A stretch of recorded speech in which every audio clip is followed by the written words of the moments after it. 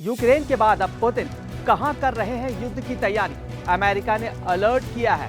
America खुफिया agency ने चेतावनी दी है कि रूस अगले युद्ध की तैयारी कर रहा है। एजेंसी के मुताबिक अगर यूक्रेन में रूस को कोई बड़ी हार मिलती है तो वो ध्यान भटकाने और रणनीतिक बढ़त पाने के लिए अपने तय किए गए टारगेट पर हमला कर सकता है। यूक्रेन के बाद अब रूस के राष्ट्रपति पुतिन अब अगले युद्ध की तैयारी कर रहे हैं। दरअसल खबरों के मुताबिक रूस ने 27 मई से बाल्टिक सागर में एक बड़ा सैन्य अभ्यास शुरू किया है।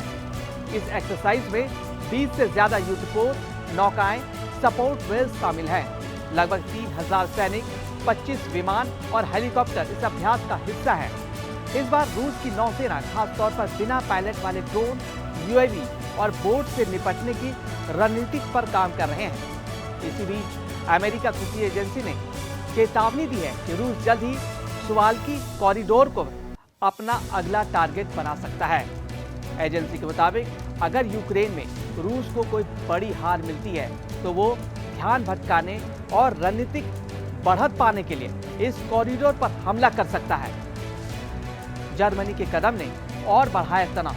अमेरिकी खुफिया एजेंसी के मुताबिक हाल में ही जर्मनी द्वारा यूक्रेन को हथियार देने के ऐलान ने रूस की नाराजगी और रणनीति दोनों में और तीखा कर दिया है। यही वजह है कि अब सुवाल्की कॉरिडोर पर खतरे की घंटी और तेज सुनाई दे रही है। सुवाल्की कॉरिडोर एक पतली सी जमीन की पट्टी है जो पोलैंड और लिथुआनिया के बीच स्थित है। इसकी लंबाई करीब 65 किलोमीटर है। यह पट्टी रूस के कैलिनिंग्राड क्षेत्र और बेलारूस को आपस में जोड़ने का सबसे छोटी जमीन का हिस्सा है। सामरिक महत्व बहुत ज्यादा है। इस कॉरिडोर की रणनीतिक अहमियत इसलिए है क्योंकि ये बाल्टिक देशों एस्टोनिया, लातविया और लिथुआनिया को बाकी यूरोप और नेटो देशों से जोड़ने वाला एकमात्र भूमि मार्ग है।